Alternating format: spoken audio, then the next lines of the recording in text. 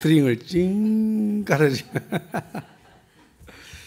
네, 함께 은혜 받으실 하나님의 말씀은 구약성경 창세기 제45장 1절로 15절의 말씀입니다. 제 성경책으로는 구약성경 제72면 되겠습니다. 구약성경 제72면 창세기 45장 1절로 15절의 말씀을 우리 함께 사이좋게 교독하겠습니다.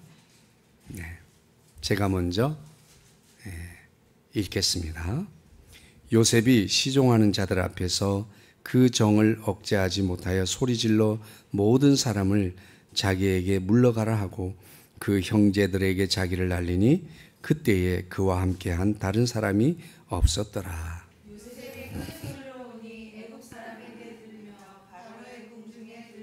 요셉이 그 형들에게 이르되 나는 요셉이라 내 아버지께서 아직 살아계시니까 형들이 그 앞에서 놀라서 대답하지 못하더라.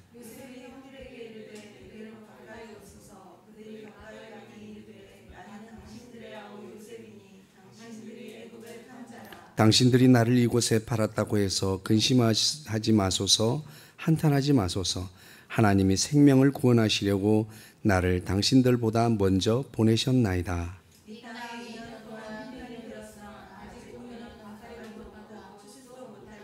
하나님이 큰 구원으로 당신들의 생명을 보존하고 당신들의 후손을 세상에 두시려고 나를 당신들보다 먼저 보내셨나니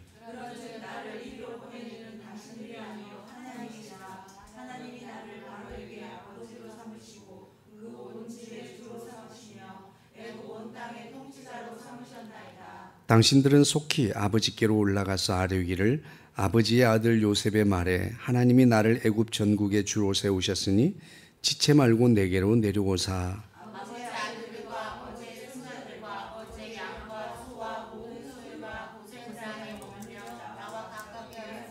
흉년이 아직 5해가 있으니 내가 거기서 아버지를 봉양하리이다. 아버지와 아버지의 가족과 아버지께 속한 모든 사람에게 부족함이 없도록 하겠나이다 하더라고 전하소서.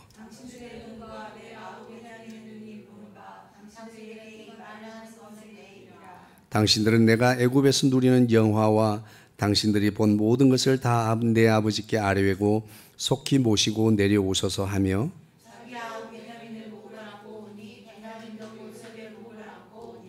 요셉이 또 형들과 입맞추며 안고 오니 형들이 그제서야 요셉과 말하니라. 아멘. 네. 우리 서로 인사하겠습니다. 사랑합니다.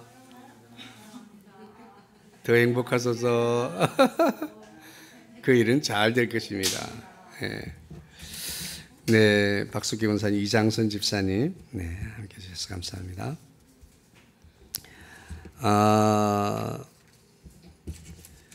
오늘 본문은 어찌 보면 설교 준비할 게 없는 본문인 것 같기도 하고요. 그래서 어려운 게 너무 뻔한 내용이라 어떻게 설교해야 될까 고민을 하면서 어제 밤새도록 주님과 씨름하며 제가 요즘 리클라이닝 의자라고 그러는 리클라이닝 싼 게 있더라고요. 그거를 어느 목사님 사무실에 갔더니 그게 있는 거예요. 목사님 이거 좋아요. 그래서 어제 통로에다 딱 놓고 나 죽이십시오. 그러고 지금 너무 좋았습니다.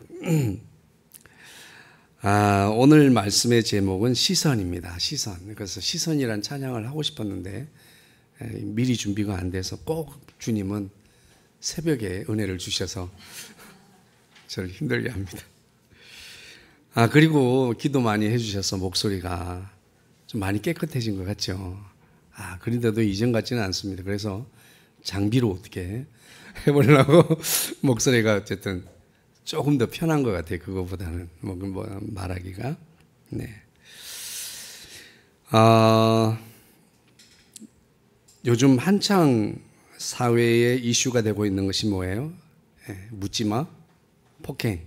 묻지마, 폭행까지는 있을 수 있다고 생각하는데 폭행이 있어서도 안 되지만 거기에 살인까지 또 요즘은 심지어 살인 예고 글들이 막 많이 올라와서 사회 불안 또 불신, 서로 간의 불신을 조장하게 합니다. 그래서 조금 이상하게 지나가면 저 사람 그 사람 아닌가 싶기도 하고, 이런 일들은 어떻게 해서 생겨나게 될까요?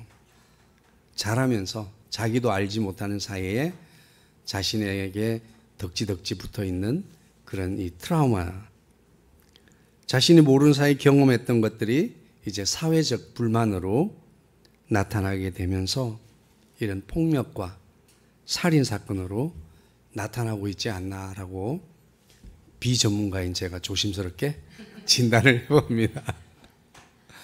아주 소심하게 그렇게 진단을 내려보는데요.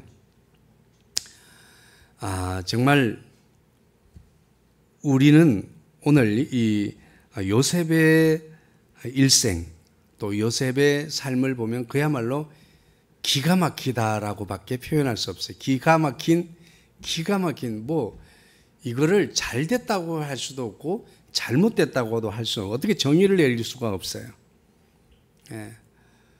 정말 부잣집에 태어나서 그리고 정말 총애받는 아들로 살다가 어느 날 쫙 내리막길로 그냥 내려가는데 멈춤이 없이 계속 내려가요. 계속.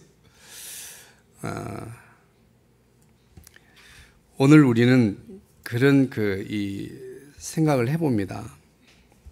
오늘 내용은 어떤 내용입니까? 우리가 잘 아는 대로 정말 이 오늘 내용을 이해를 하려면 그 44장 앞에 있는 이야기를 알아야 돼요. 베냐민을 놓고 가라는 거예요. 누명을 씌워가지고 베냐민을 놓고 가, 인질로 잡고 있겠다 그런 거예요. 그랬더니 그의 형 유다가 두 번 다시는 우리 아버지에게 이런 아픔을 또 줄 수는 없다. 차라리 나를 붙잡아라. 나를 여기 종으로 삼고 우리 아버지 아들은 보내주라. 그렇게 하면서 자기의 목숨마저도 내어놓겠다고 하는 그 형의 그런 애절한 이 탄원의 소리를 듣고 그만 요셉은 마음이 무너져 내립니다. 지금 베냐민은 요셉과 거의 동일체로 이해하고 있잖아요. 요셉은 같은 어머니에게서 태어났고 자기의 진정한 혈육 하나.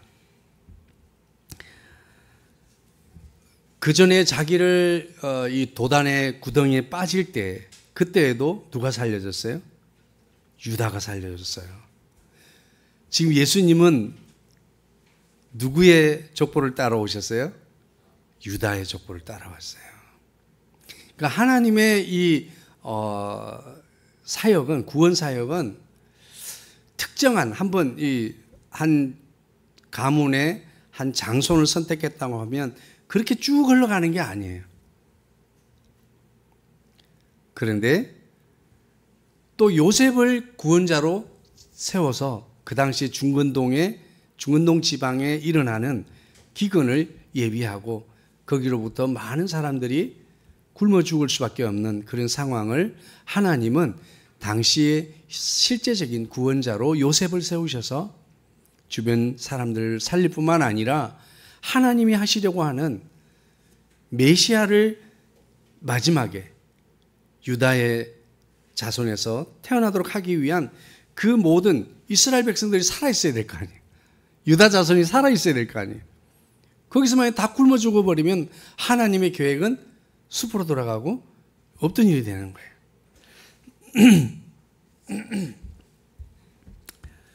결국은 이 유다의 그 당시에 적극적으로 자기를 구출해 주지는 못했지만 야, 형제 간에 우리가 피 흘릴 것까지는 없지 않냐. 그래서 그를 애굽에 팔게 된 것도 유다 때문이었죠. 그런데 어쨌든 그 당시에 유다는 자신의 의견을 정확하게 표현하지 못했습니다. 어쨌든 같이 린치를 하고 구덩이에 빠뜨리고 그리고 그 구덩이에서 애걸복걸을 할 때에 낄낄거리면서 빵을 먹었던 그 자리에 같이 있었던 것은 분명한 사실이죠. 그리고 이제 얼마간의 시간이 지나서 다시 왔는데 이제는 자신이 그렇게 또다시 자기 동생을 그렇게 보낼 수는 없다라고 하는 그 자신의 깊은 마음속에 이 반성, 회개가 일어났던 거예요. 그 회개는 많은 사람들에게 감동을 불러오게 하고 무장을 해제하게 합니다. 오늘 누군가로부터 꽁꽁 나를 방어하고 있는 것 같은 느낌이 든다면 내가 회개할 것이 없나 살펴봐야 됩니다. 이 유다의 회개의 탄원을 듣고 요셉은 그 완악하게 또 단단하게 자기를 지켜가고 있던 그 힘이 확 빠지면서 무너져 버렸습니다. 여러분들은 남자들이 헉헉거리면서 우는 걸 드라마에서 보셨는지 모르겠어요. 아마 드라마에서도 보기가 쉽지 않을 거예요. 막 이 헉헉거리면서 가슴이 울컥거리면서 우는 눈물.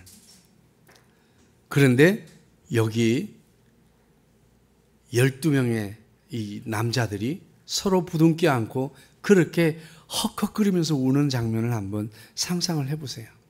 그리고 그 당시에는 그 애굽 지역에서는 남정네가 우는 것은 이 수치스러운 일이라고 생각할 때였습니다.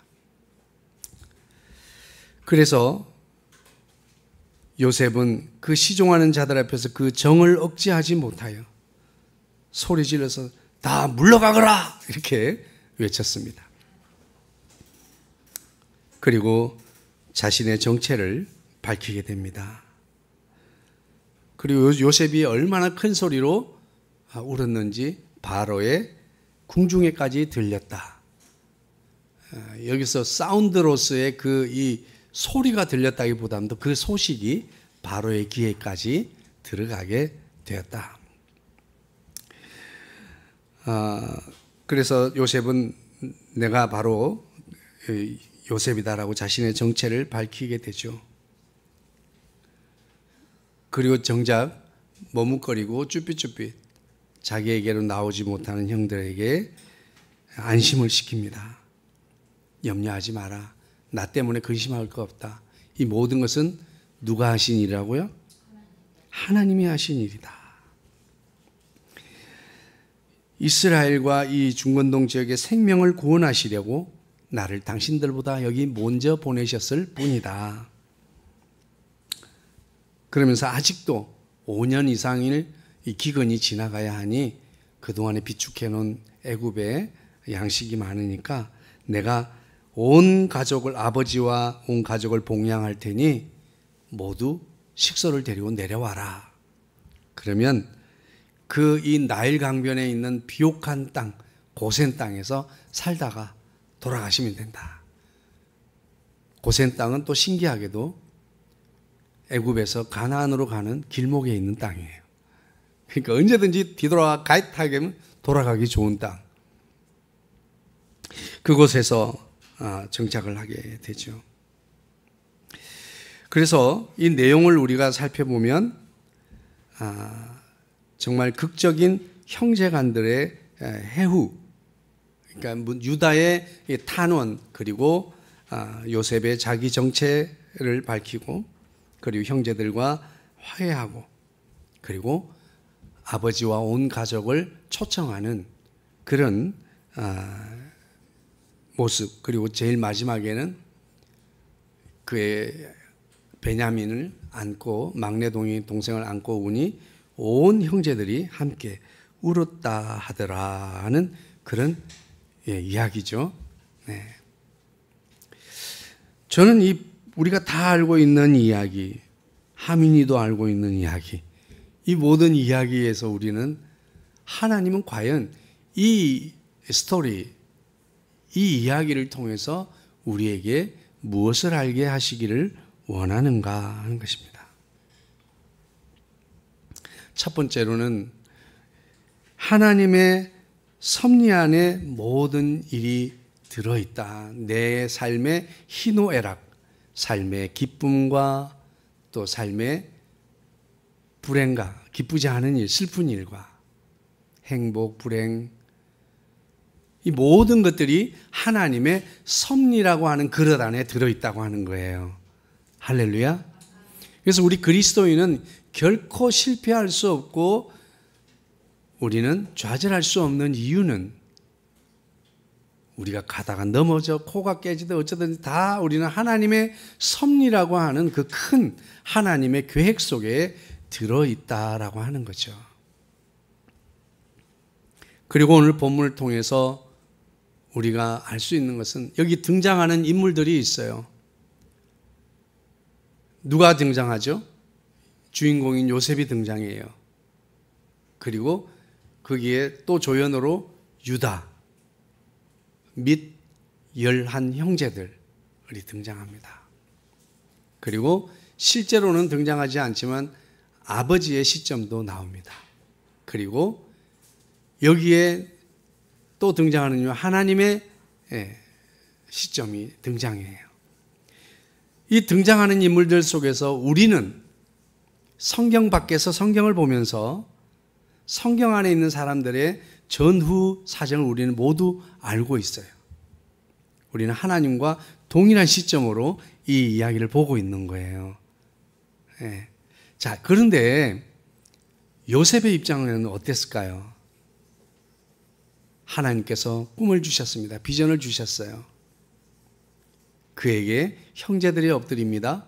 그리고 형제뿐만 아니라 나중에 보니까 아버지, 어머니까지도 자신 앞에 부복하는 장면을 보여줘서 그 꿈을 내 욕망이 아니라 하나님께서 하나님께로부터 주어진 그 꿈, 비전, 그것을 가지게 됐어요. 하나님은 비전을 주셨습니다. 하나님은 언제나 우리에게 사명을 주시고 혹은 어디로 가라고 합니다. 저번 주일날 잠시 소개했던 대로 예수님이 제자들을 강 건너러 가라고 했는데 풍랑을 맞아 죽을 똥살똥합니다. 하나님이 보내신 거죠, 지금. 그런데 보내신 그 길은 도단의 구덩이였고, 그리고 애굽의 노예로 팔려가게 되고, 노예 상인에게 팔렸고, 노예 상인에게서 보디발 장군의 집에, 그리고 거기서 인정받을 만하니까 또 그의 여우 같은 아내에게 누명을 쓰고 감옥에 갇히게 됩니다. 또 감옥에 갇혀서 거기서 떡 굽는 사람, 포도주를 담당하는 사람들을 만나고 꿈 해몽을 해줍니다. 한 사람에게 나를 잊지 마소서 했더니 나가더니 그냥 잊어버립니다. 두 번째도 마찬가지로 난 절대 아니야. 그 사람하고는 달라. 절대 안 잊어먹을 거야 했지만 나가더니 또 잊어먹었어요. 그런데 마지막에 이 사람이 필요해서 애굽에서 이제 요셉을 찾게 되고, 그리고 요셉을 애굽의 총리 대신으로 왕 다음에 모든 것을 다 관리할 수 있는 실질적인 그런 지위에 오르게 됩니다. 이 과정을 건너뛰고 바로 거리로 갈 수는 없었을까? 그렇게 갈 수는 없었을 거예요. 왜냐하면 집에 있을 때는 자기밖에 몰랐고 자기만 옳다고 생각하고, 그래서 언제든지 잘못된 것을 보면 아버지께 말하기를 좋아하고 떠벌리기를 좋아하고 이야기를 전해주기를 좋아하는 거예요. 그랬다고 한다면 애굽에는 피바람이 불었겠죠. 그리고 오늘 이 본문과 같은 이런 아름다운 화해의 장면은 없었을 거예요. 얘들아 무엇하느냐? 바로 그냥 피바람이 났겠죠. 요셉의 아름다운 신앙 고백을 보세요. 당신들이 나를 이곳에 팔았다고 해서 근심하지 마소서, 한탄하지 마소서. 하나님이 생명을 구원하시려고 나를 당신들보다 먼저 보내셨나이다. 근데 이뿐만 아니라 보디발의 집에 있을 때에도 항상 하나님이 함께 하시는 것을 그 보디발의 집에 있는 사람들이 다 알게 하셨어요, 하나님께서. 그리고 심지어는 가장 빠른 신분 상승의 기회, 오늘날에도 그런 남자들 많이 있잖아요. 그런 여자들 많잖아요. 그런데 그 기회를 과감하게 물리치고 나섰던 것은 뭐예요? 하나님 앞에서 범죄하지 않겠다고 하는 그의 신념. 그러니까 다르게 말하면 하나님이 항상 지켜보고 있다라고 하는 이 하나님의 시선을 언제나 의식하고 살고 있었다. 하나님께 대해서 좀 실망스러울 수도 있었을 거고, 하나님 도대체 왜 이러시죠? 아니, 도단의 구덩이에 빠진 거 겨우 어떻게 그렇게 했는데 이 애굽에 팔린 건 내 마음에 들지는 않지만 하나님 나 살려주신 거라고 믿어요. 근데 좀 인정받으려면 하니까 이렇게 누명을 쓰고 이건 너무한 거 아니에요? 억울합니다 아마. 그리고 감옥에서조차도 그 관수들에게 인정받고 그 감옥 일을 다 보게 하잖아요. 그러니까 가는 곳마다 하나님이 함께 하는구나. 그 옆에 있는 사람들은 알게 하지만 정작 주인공인 요셉은 여전히 고단한 매일의 삶을 그는 살고 있었다는 거예요. 오늘 어쩌면 오늘을 살아가는 저와 여러분의 요셉들도 마찬가지예요. 내 삶은 매일같이 그렇게 허덕이며 살아가고 있는지 모르겠지만 내 주변에 있는 사람들은 하나님의 일하심을 나를 통해서 보고 있을지도 몰라요. 하나님의 역사라는 게 그렇더라고요.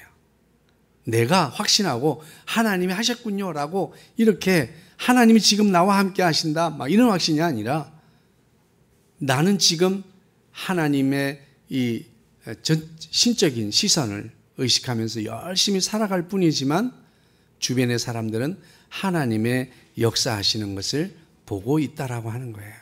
그런 점에 있어서 우리 한 사람 한 사람의 이 일상의 삶이 전도이고 우리의 신앙 간증이고 우리의 기도가 될 줄로 믿으시기 바랍니다.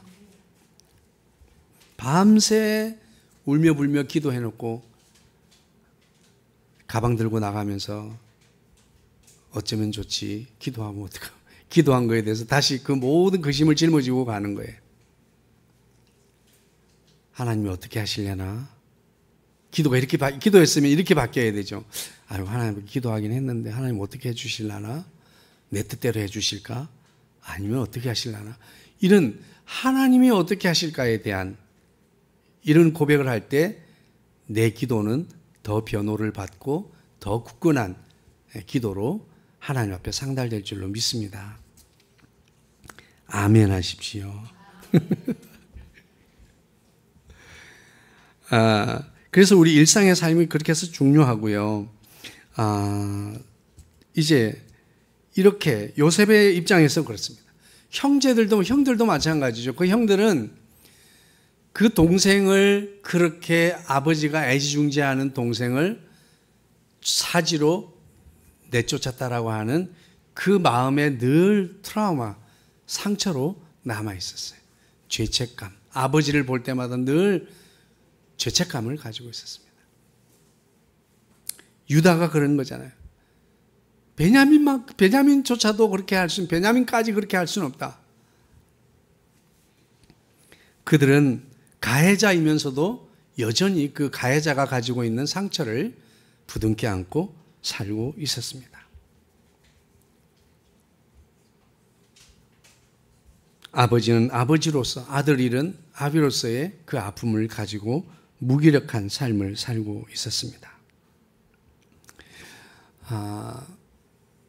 그런데 요셉이 하나님이 하셨다는 것을 알게 되는 이 경위는 애굽의 총리가 되고 나서입니다.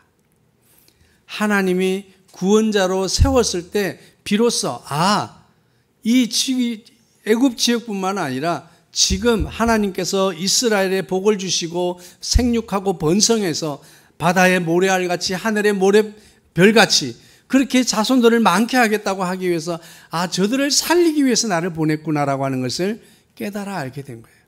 하나님은 언제나 먼저 구원자를 보내주시고 구원자를 세워주신 줄 믿으시기 바랍니다.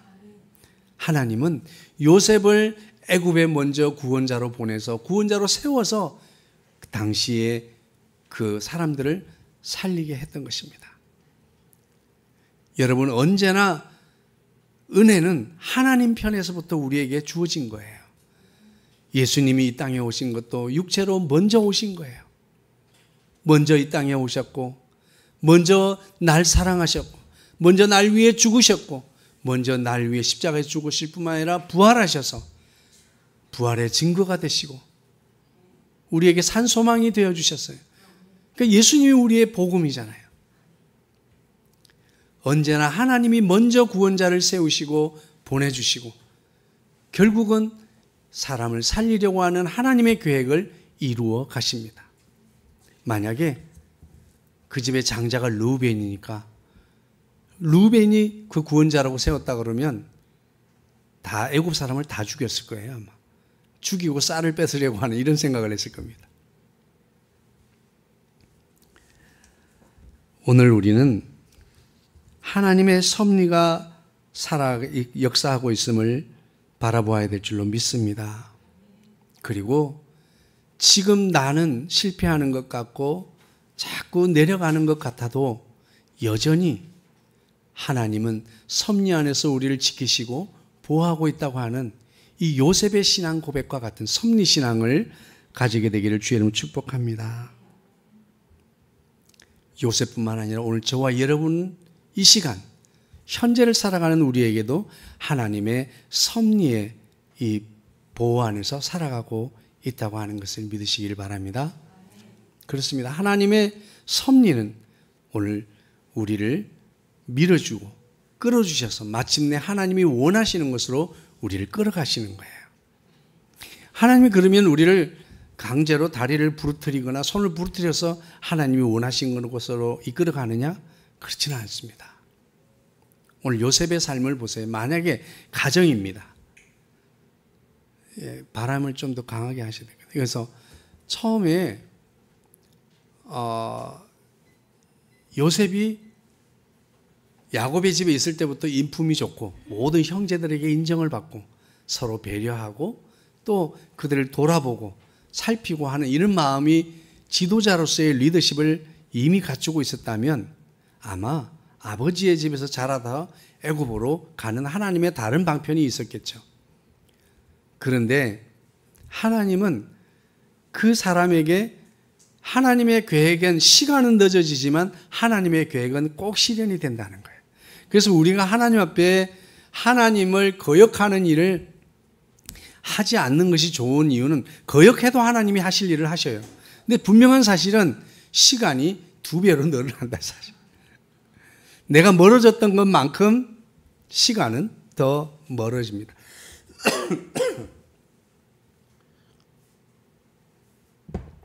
그래서 우리가 하나님의 말씀을 따라서 이제 구원받은 우리들로서 하나님의 자녀로서 마땅히 살아가기 위해서는 하나님의 뜻에 순종하는 그 열심을 가져야 되는 이유는 하나님이 우리를 이 세상을 구원하는 리더십으로 사용하시려고 할 때에 우리가 조금 더 빠르게 갈 수 있는 비결은 하나님의 말씀 안에 살아가는 것인 줄로 믿습니다. 하나님은 이 하나님의 섭리라고 하는 것, 하나님의 섭리라고 하는 이 세상의 섭리를 보여주기 위해서, 그래서 여기 또한 전체적인 내용을 보면 결국은 요셉이 포용하는, 그들을 원수마저도 수용하고 받아들이는 그런 모습을 우리에게 보여주고 있습니다. 오늘 우리가 누군가에게 상처 주고 누군가에게 잘못한 것이 있다면 먼저 우리의 하나님과 사람들 앞에서 회개가 있어야 될 줄로 믿습니다. 그 회개를 통해서 결국은 원수마저도 이렇게 포용하고 안아줄 수 있는, 예수님은 형제를, 원수를 사랑하라고 했잖아요. 근데 원수를 어떻게 사랑합니까? 근데 우리가 나를 미워하는 사람은 이유가 있어요. 나를 싫어하는 사람은 이유가 있습니다. 어떤 사람은 맨날 다른 사람 손가락질만 왜 사람들이 나를 못 살게 구는지 모르겠다고 그래. 그런데 그분은 남들이 못 살게 굴 수밖에 없대 만드는 그런 또 은사가 있어요. 오늘 우리는 누군가로부터 외면받고 또 거절당하고 있다면 우리 자신을 돌아볼 수 있으면 좋겠습니다. 요셉은 그 자신은 아무것도 회개할 것이 없다고 생각했을지 몰라요. 그 순간에 유다의 그 신앙 고백, 탄원 앞에서, 회개 앞에서 자신도 무너져 내렸습니다. 내가 그때 부족했구나. 내가 미숙했구나. 내가 너무 어려가지고 나밖에 몰랐구나. 라고 하면서 내가 형제들보다 나을 것이 없다라고 하면서 결국은 다 서로를 끌어안게 된 것인 줄로 믿습니다. 회개의 능력은 화해를 불러오게 됩니다. 화해는 회개가 선행될 때 주어지는 줄로 믿습니다. 오늘 말씀을 준비하면서 그러면 여기에서 저는 요셉에게 보았습니다. 요셉의 관점에서 이 내용을 이해하면서 요셉은 과연 무엇을 바라보고 살았기에 이렇게 살았을까? 이렇게 정말 형제들, 원수라고 하면 원수라고 할 수 있는 그들을 수용하는 이런 정말 멋진 사람으로 성장할 수 있었을까? 그는 과연 무엇을 바라보고 살았을까? 큰 틀 안에서는 하나님의 섭리라고 하는 하나님의 섭리를 바라보고 살았죠. 하나님의 시선을 늘 의식하고 살았습니다. 이 요셉의 현실적인 삶 안에서의 그의 시선, 과연 우리도 요셉처럼 무엇을 바라보고 살아야 할까요? 첫 번째, 오늘 우리는 과거를 바라보고 있지는 않습니까? 실패했던 것, 성공했던 것, 과거에 일어났던 일들, 그 과거에 매여 있는 사람들, 그 과거에 대해서 늘 용서하지 못하고 또 회개하지 못한 거예요. 여러분, 우리 과거의 일에 대해서는 용서할 수 있는, 과거에 일어났던 일들을 우리가 놓아버리고 잊어버리려면 용서를 해야 되는데, 이 용서는 나의 회개로부터 시작이 됩니다. 과거에 붙들려 있습니까? 나의 온통 시선이 과거를 바라보고 있습니까? 우리는 현재에 집중해야 됩니다. 그래야 경쟁력이 높아져요. 과거에 나의 자원을 분산시킬 수 없습니다. 우리는 과거에 일어났던 일로 자유하려면 그 모든 것들을 용서해야 됩니다. 그것들을 인정해야 돼요. 내 삶으로 받아들이고 그것을 인정해야 돼요. 우리 사람들이 힘든 이유가 뭐예요? 나의 흑역사를 나로 인정 안 하려고 그러는 그런 경향들이 있습니다. 나의 흑역사도 나의 일부분이에요. 못났던 일부분도 내 삶의 일부분이고 잘났던 내 삶도 내 삶의 일부분입니다. 우리가 내 모든 흑역사 혹은 나에게 원한을 줬던 마음들, 어떤 것이든지 우리가 과거에 매여 있는 그것들을 우리는 용서할 수 있어야 됩니다. 그러기 위해서 우리가 먼저 회개할 수 있어야 될 줄로 믿습니다. 우리의 시선을 과거에서부터 현재에 집중하기 위해서 회개하는 자가 되어야 될 줄로 믿습니다. 두 번째입니다. 우리가 요셉처럼 정말 어떻게 하나님의 섭리를 믿으면서 살아가기 위해서 우리의 시선을 어디에 두어야 할까? 두 번째는 자신의 감정에 집중하고 있지 않습니까? 나의 시선을 나의 감정에 집중하고 있지는 않습니까? 우리가 나의 감정에 이게 매몰되게 되면요, 이제 그 묻지마 같은 일을 하게 됩니다. 나의 감정에 충실하다 보면 우리는 참 어처구니 없는 일들을 하게 돼요. 제가 일전에도 말씀드렸지만 우리의 감정은 진실이 아닙니다. 감정은 우리의 선택할 수 있는 선택이에요. 그래서 우울한 마음이 들 때마다 음악을 바꿔야 돼요. 내 삶의 장면을 바꾸셔야 됩니다.